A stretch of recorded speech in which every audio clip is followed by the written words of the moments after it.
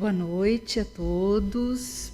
Estamos aqui mais uma vez reunidos na casa de Adolfo Bezerra de Menezes para conversarmos hoje um pouco sobre um instrumento de extrema valia para a harmonia do nosso núcleo familiar. Nós vamos conversar um pouco hoje sobre o diálogo, né? A importância do diálogo entre o casal e os filhos, entre a família como um todo, a família maior, a importância do diálogo. Sem o diálogo, nós não conseguimos harmonizar os nossos sentimentos e os nossos pensamentos com o do outro. Então, o primeiro ponto de referência hoje é a gente entender a diferença entre diálogo e monólogo. Quantas e quantas vezes nós, acionados por alguma atitude de um parceiro, de uma parceira, acionados por uma atitude de um filho, de uma filha, de um pai, de uma mãe, sentimos alguma coisa que às vezes nos incomoda, né? E entendemos que precisamos conversar com o outro. Entendemos que precisamos tirar isso a limpo. E partimos do princípio que, quando eu encontrar aquela pessoa, assim que eu chegar em casa, a gente vai falar sobre isso. Eu chego em casa, exaltada ou exaltado, e já vou conversando sobre o que me incomodou. Quando, de uma certa forma, a gente entra nesse nível da troca, nós não estamos dialogando. Nós estamos monologando. É uma conversa que não tem um sentido produtivo. Por quê? Entendam assim, olha, existe uma diferença entre o meu pensamento, o meu sentimento e a minha ação. De uma maneira geral, quanto mais nós desenvolvermos a nossa consciência, quanto mais nós tivermos a condição de arbitrar entre o certo e o errado, e isto é uma das prerrogativas da nossa consciência, mais eu tenho condições de avaliar o teor do que eu sinto, a nível de sentimentos e a nível de sensações e emoções, ok? Quanto mais eu desenvolvo esta consciência, mais eu desenvolvo recursos para controlar o meu sentimento e a minha emoção. Quando, por algum motivo, eu não me envolvo com a possibilidade de desenvolvimento da minha racionalidade, da minha consciência, é como se eu ficasse à mercê dos meus sentimentos e das minhas emoções e das minhas sensações. Então é como se fosse assim, quanto menos racionalidade e consciência eu tenho diante de uma situação que eu estou vivendo, mais automatismo ela tem, mais impulsividade eu imprimo naquela situação e naquela ação. Então algo me deixou irada, ou me deixou irado, tá? Se eu tenho já a condição de raciocínio sobre os meus sentimentos e pensamentos, eu vou pensar, nossa, mas por quê? Por que isso me irou? Por que isso me incomodou? Eu vou conseguir ter um mapa do que veio antes, do que veio depois, do porquê eu senti aquilo que estou sentindo. Quando eu abro este espaço, eu prolongo um pouco a reação que eu vou ter diante daquele meu sentimento, daquela minha emoção. Eu consigo fazer com que o meu pensamento controle o fluxo do estímulo, sentimento e a resposta, que seria ir para uma conversa ou ir para tirar satisfação em relação àquela situação que me incomodou. O que nos acontece habitualmente é que nós não temos o hábito saudável, e isso é de extrema importância, né? De refletirmos sobre nós mesmos. Nós não temos o hábito de abrirmos um espaço para o autoconhecimento, a autorreflexão, para uma reforma íntima. Quando a gente abre esse espaço, eu amplio o poder do meu pensamento sobre o meu sentimento. Quando isso eu faço, eu amplio a possibilidade de, em uma conversa, eu desenvolver o diálogo. Por quê? Porque se eu não tenho essa referência, quando eu vou para conversar com o outro, é como se o outro fosse apenas um ouvinte. Sabe quando a gente vai para aquela situação para despejar o que a gente está sentindo no outro? Né? Eu preciso me livrar do que eu estou sentindo. Então, eu vou acreditando que eu vou conversar para resolver uma situação, mas quase sempre, quando eu não tenho o controle da minha consciência sobre o processo afetivo que eu estou vivenciando, eu resvalo em duas situações. Uma que é o outro é apenas um ouvinte, certo? O outro tem o dever de me ouvir. Eu vou para a conversa para ser ouvido, não para ouvir. Essa é uma vertente. A outra vertente eu vou para a conversa para convencer. Eu vou para a conversa para doutrinar. Eu vou para a conversa para deixar claro para o meu parceiro que ele estava errado. Ou para deixar claro para a minha parceira que ela estava errada. Ou para passar um sermão no meu filho e ponto. Então, quando eu não me envolvo com este processo do autoconhecimento, quase sempre as conversas resvalam para essas duas situações. E nunca acabam de uma forma produtiva. Quem está do lado de cá, que precisava falar, que precisava doutrinar ou, vamos dizer assim, se desabafar, tá? Parte do princípio que houve um diálogo. Houve um diálogo. Para existir um diálogo nesse contexto, o outro tem que concordar comigo. Certo? Então, se a gente entende a importância do diálogo, o que é um diálogo? Um diálogo é uma troca onde eu ouço, o outro ouve, onde eu reflito sobre o que o outro está falando, o outro reflete sobre o que eu estou falando. Eu dou o tempo para ser, vamos dizer assim, impregnado pela fala do outro, e o outro também dá esse tempo para que juntos possamos chegar a um consenso, a um meio termo. Se existir um convencimento muito racional, ok, eu convenci o outro, eu não doutrinei, eu não impus. Houve uma reflexão e uma acomodação. O outro, ok, você tem razão, certo? Então, quais são os elementos básicos para isso? Eu preciso me colocar em toda a conversa, num primeiro momento, como ouvinte de mim mesmo. Eu preciso ir para uma conversa não para ser ouvido, para me ouvir num primeiro momento, para que depois eu possa ouvir o outro. O que seria eu me ouvir? Me ouvir seria eu me colocar na situação de perceber o eco que a minha fala faz no outro. Eu estou conversando com alguém. Quando eu me abro para me ouvir, eu avalio o produto do que eu falei na reação do outro e recebo o retorno, que é o eco. É o eco da minha fala. Quando eu estou no monólogo, eu não me abro para o eco. Eu me abro apenas para impregnar a minha ideia no outro. Eu não me abro para o retorno daquilo para mim. Então, por exemplo, como que eu me abro para o eco? Se eu entrei para conversar com o meu esposo, com o meu marido, e eu estou extremamente irritada, se eu estou aberta ao eco, se eu estou aberta a ouvir-me, eu vou estar atenta ao olhar do outro, às manifestações da fisionomia do outro, a forma como o outro está expressando o que ele está sentindo, às vezes assustado, às vezes com dor, às vezes com um olhar de apreensão. E se eu posso me permear pelo eco que aquilo me traz, eu vou refletir. Mas será que eu estou sendo agressiva? Será que eu estou sendo ofensiva?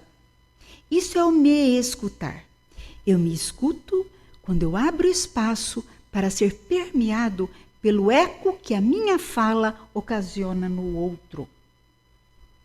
Para eu fazer isso, eu sempre preciso levar em consideração que o outro nunca, ou raramente, vamos dizer assim, vai ter a mesma percepção do que está sendo vivido que eu tenho. O outro é um ser ímpar, com uma série de experiências que eu não tive e não tenho. E são vários os fatores que interferem nessa diferença de percepção, tanto das situações concretas, como das situações abstratas ou afetivas. Várias situações. A primeira é o sexo. O sexo. Vamos parar para pensar assim. Nós sabemos dentro da doutrina espírita que o nosso corpo, a matéria, ela está a serviço do desenvolvimento e da expressão do espírito, certo? Então, conforme o princípio inteligente vai evoluindo, conforme o princípio inteligente vai precisando de mais e mais recursos do corpo, o corpo vai evoluindo. E assim nós chegamos, né, o princípio inteligente chega até o reino nominal. Quando nós chegamos no reino nominal, passamos por uma série de experiências, o sexo feminino e o sexo masculino foram sendo impregnados de diferenças muito sutis, mas extremamente reais, além de diferenças fisiológicas em relação às questões físicas mesmo, né? De órgãos reprodutores e etc., aparência, tá? Nós temos diferenças funcionais. Eu vou pegar o cérebro. O meu cérebro, eu sou uma mulher, é idêntico a nível fisiológico, a nível anatômico de um cérebro masculino. Ele tem as mesmas características, as mesmas possibilidades que o meu. Só que o cérebro feminino é extremamente diferente do cérebro masculino em relação à funcionalidade. Por quê? Vamos pegar lá os nossos ancestrais. Eu pontuei antes, né, que de uma certa forma o corpo vai se adaptando às necessidades do espírito, ok? Vamos imaginar na época dos nossos ancestrais, bem ancestrais mesmo, né, lá da época das pedras, né, as fêmeas daquela época. Quais eram as funções daquelas fêmeas? Frágeis fisicamente, gestavam uma cria a cada ano, elas tinham que cuidar muito dessa cria, para que essa cria vingasse e sobrevivesse, para que a prole aumentasse e para que a nossa espécie pudesse se perpetuar. Isto fez, ela cuidava do local, então ela tinha que ser aciada, ela tinha que ser cuidadosa, ela tinha que, de uma certa forma, se ater a detalhes, porque aquela cria, como eu disse, precisava vingar. Então, ela sabia se a cria estava com fome, se a cria estava com sono, se a cria estava com dor. Ela sabia se a cria estava com febre ou não. Ela conseguia desenvolver a habilidade de perceber minúcias, delicadezas. Isso, de uma certa forma, imprimiu diferenças extremamente importantes e visíveis a nível da funcionalidade do cérebro feminino. Isso é uma coisa que eu vou falar daqui a pouco, como que isso se expressou. Outra característica da fêmea daquela época, né? Ela não tinha força física. Se ela tinha que ir para o embate, qual é a arma que ela tinha? A fala. A fala.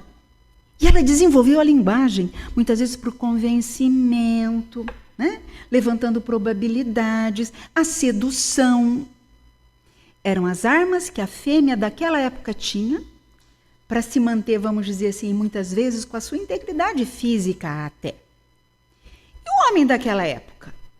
O homem precisava sair da sua gruta para trazer o alimento para a prole. Porque se ele não trouxesse o alimento, a prole também não sobreviveria. Ele precisava ter um senso de orientação espacial extremamente aguçado, porque muitas vezes ele caminhava quilômetros e quilômetros por dia, ele tinha que voltar.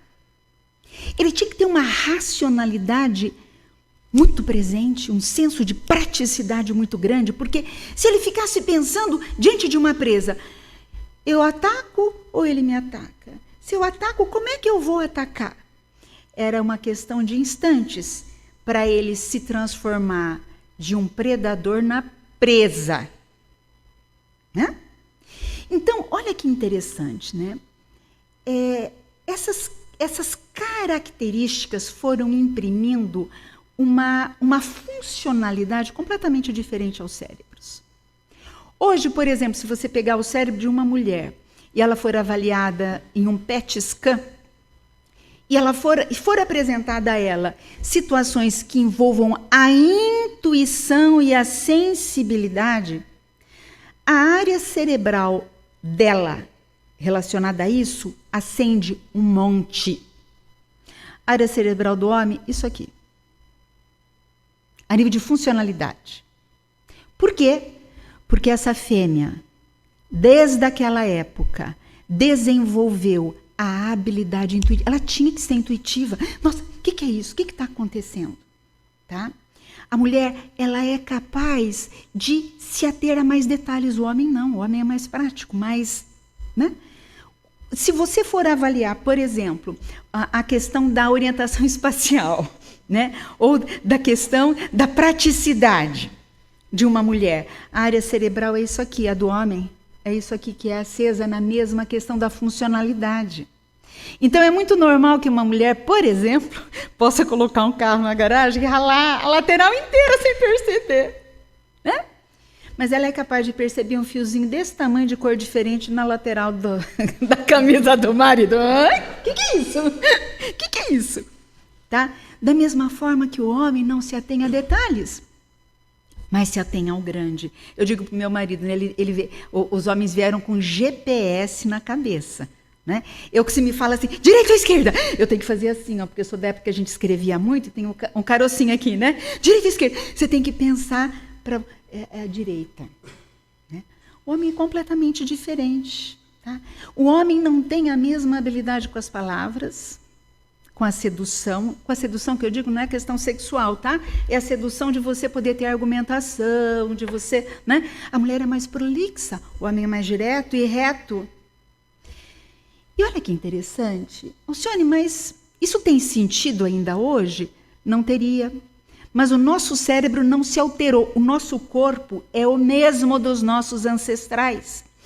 Passam-se muitos milênios para que alterações fisiológicas aconteçam. Talvez as próximas gerações essas situações já sejam um pouco diferenciadas. Por quê? Porque hoje as funções homem e mulher estão muito próximas. Né? Hoje homem e mulher cuidam da cria, homem e mulher vão à caça, né? Para a comida do dia a dia. Então, a médio prazo, a longuíssimo prazo, isso muda. Por que eu estou falando isso? Porque quando você, parceira ou parceiro, em uma relação heterossexual forem conversar, você precisa levar em consideração que para que exista um diálogo, você tem que levar em consideração que ele ou ela nunca vão enxergar a situação como você. Nunca. Só pelo fato dele ser homem e você ser mulher ou vice-versa. Se você está numa relação homoafetiva, não existe essa diferenciação, vamos dizer assim, da sexualidade, do sexo, mas existem outros elementos que também validam e, vamos dizer assim, entram em jogo para essa percepção diferenciada. Por exemplo, a educação. Eu posso estar numa relação homoafetiva, ter o mesmo sexo com meu parceiro ou a minha parceira, mas eu não tive a mesma mãe e o mesmo pai. Eu tive pais e mães que me passaram informações muito diferentes das informações que o pai e a mãe dele ou dela me passaram a ele.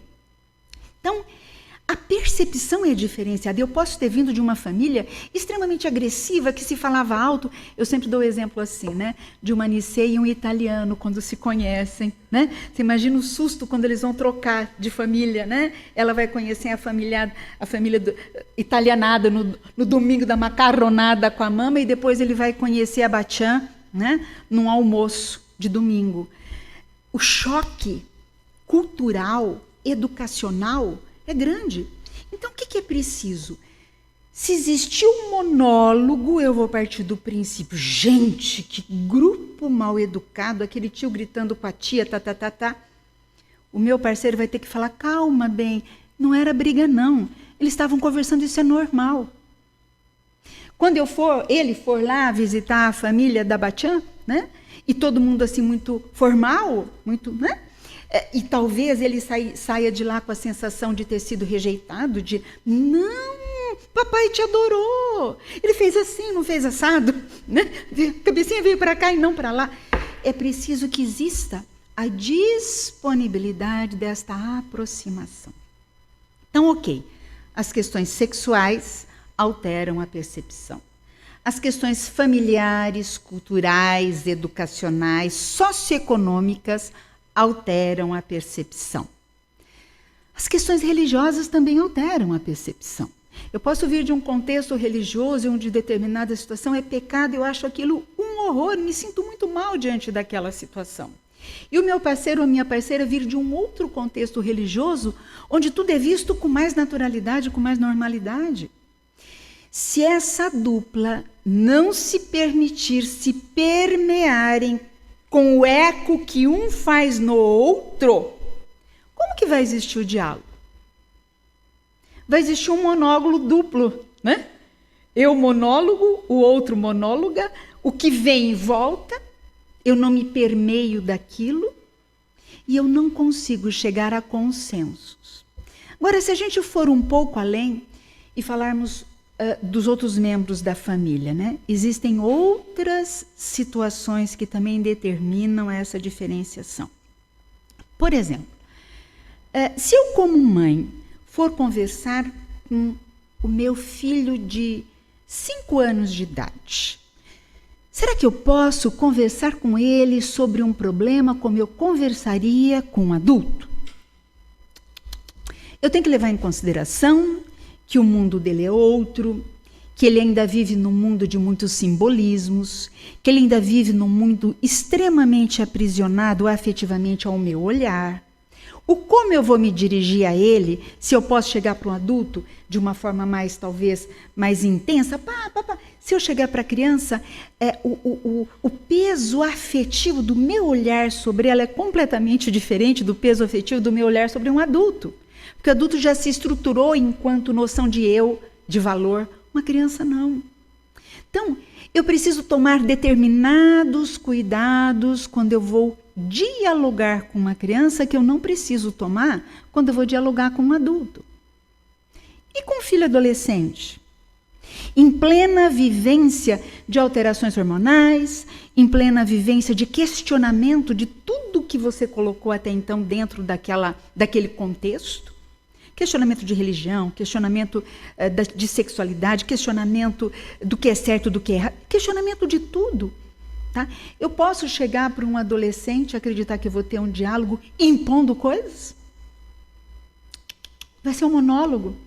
Vai existir um afastamento. Eu preciso entender quais são as características e necessidades daquela fase, as necessidades e características daquele filho, pelo perfil espiritual e psicológico que ele apresenta, para poder conversar. Vai surtir efeito se eu tentar bater uma DR com o meu parceiro, se ele é louco por futebol e eu estou bravíssima com ele e vou querer discutir exatamente no dia do jogo, do campeonato, do time que ele mais gosta? Não. Não tem sentido. Eu tenho como desenvolver um diálogo com um ancião, a minha mãe, as avós, os bisas, tá? Dentro do contexto familiar, se eu tenho que ter delicadeza, né? Dependendo do contexto emocional do idoso, ele está muito frágil. Ele está muito frágil, ele está muito carente. Ele não tem mais estrutura para discutir sobre problemas sérios, não tem. Ele precisa ser acolhido, a coisa precisa ser mais leve, porque a vivência daquela situação, né, de diferenciação das possibilidades fisiológicas, né, aproximação do desencarne, né, isso vai trazendo uma sensibilidade diferenciada. Então, o que eu estou querendo dizer com tudo isso? Para cada situação e para cada membro do nosso grupo familiar, nós temos que tomar cuidados específicos e especiais para que a gente possa ter um diálogo. E existem algumas coisas que a gente pode estabelecer como regra. A primeira coisa, gente, é o planejamento. Nós não planejamos tudo na vida? Vamos imaginar assim, ó, eu vou fazer uma compra no supermercado, tá bom? Tá. A probabilidade de eu fazer essa compra com tempo mais hábil, de eu não esquecer das coisas que eu preciso, de eu não comprar nada que seja desnecessário, se eu fizer uma lista e um planejamento, é grande, não é? Tá? E se eu simplesmente for até o mercado sem planejamento nenhum? Com certeza eu não vou atingir o objetivo. Se eu saio durante o dia, gente, eu tenho que ir em tal lugar, em tal. Se eu faço um planejamento, bom, primeiro eu vou aqui, ó, que é perto disso, depois aquilo. A probabilidade de eu acabar o dia com boa parte das coisas que eu tinha que fazer de verdade feitas, é muito grande. Por quê? Porque eu planejei. Me contem uma coisa. Quem de nós planeja as conversas que a gente vai ter com os membros do nosso grupo familiar? Nós precisamos planejar. Nós precisamos planejar por quê? Porque se eu planejo, eu amplio o espaço entre o sentimento, o pensamento, o sentimento e a ação. Eu consigo fazer o meu raciocínio, a minha consciência dominar, controlar as minhas emoções para atingir o objetivo desejado, que é trocar ideias, que é permear o outro e me permitir ser permeado pelas impressões, pensamentos e sentimentos do outro, para que aquele diálogo seja produtivo. Então, a primeira coisa, gente, é o planejamento. Eu preciso planejar o que falar. E quando a gente não tem esse hábito, comecem a pensar nisso e escrevam. Porque quando a gente escreve é muito interessante, você torna concreto algo que fica aqui. Eu preciso falar isso. Eu preciso falar aquilo. Eu preciso falar aquilo outro. Se você para, não, o que eu preciso falar? Isso. Aquilo vai te aquietando e você consegue ter uma lógica no que você vai discutir com o outro. Outra coisa importantíssima é a hora. Qual é a hora mais adequada? Alguma mulher aqui consegue falar com o seu marido com fome? Esquece. Tá com fome, tá irado, esquece. É muito comum, né? Então, muitas vezes a gente é inconveniente e vai falar nos momentos inadequados para o marido, para a esposa, para o parceiro, para a parceira, para o filho. Eu vou querer conversar com a minha criança sobre a desorganização do quarto dela a hora que ela está vendo o desenho que ela mais ama. Esquece. Deixa acabar o desenho e depois você conversa com ela. Para que o diálogo exista, para que você consiga fazer diferença no que você tem que conversar com o outro. Um outro ponto, além do planejamento, dentro do planejamento, né? Além de eu saber o que eu vou falar, eu avaliar a hora, é o como eu vou falar. Quando eu me permito ser, vamos dizer assim, receptivo ao eco que o outro me traz, eu começo a avaliar. Eu falo alto demais? Eu sou agressivo? Eu estou sendo cínico? O outro me passa isso. Eu tenho uma experiência muito interessante, né? Eu venho de uma família italiana e todo mundo fala muito alto, mas muito alto mesmo. E mesmo assim, de domingo, um fica brigando para falar com o outro, quando estou eu e os meus irmãos, né? Eu tinha as crianças muito pequenas e naquela época a secretária eletrônica era acoplada ao telefone, né? Não sei se vocês se lembram disso, né? Então eu comprei uma secretária eletrônica que estava no meu quarto acoplada ao telefone. E as crianças, a minha filha devia ter os seus 6 anos e o meu filho uns 4, por aí, né? Chegou, instalei, olha, vocês não mexam aqui, papá, tá? Por causa disso, tá bom, tá bom. Teve um dia que eu cheguei em casa, peguei, não me lembro qual dos dois, com o dedão lá, né? Eu apertei, eu não falei que não era para mexer, isso não pode mexer, tá. Tá bom, fizeram aquela carinha assim, saíram, né? Num outro momento, eu fui ver as gravações, gravou eu falando. Vocês não têm noção do susto que eu levei, da tonalidade do meu tom de voz com 2 crianças. Você não percebe quando você não está aberto a ser permeado por essas impressões. Chamei os 2. Diego, Natália, vem aqui, escuta isso. É assim que a mamãe fala com vocês os 2? Me perdoe. Prometo que eu vou tentar falar mais baixo. Até hoje eu falo alto, tá, gente? Mas assim, melhorou muito. Então foi preciso aquela situação, eu poder me ver refletida no gravador, né? Por quê? Porque eu não estava conseguindo me ver refletida na fisionomia dos meus filhos. Porque se eu tivesse prestando atenção, com certeza, há mais tempo eu já teria baixado o tom de voz, porque eu teria percebido o eco de alguma coisa um pouco desagradável. Então, vamos pensar em tudo isso.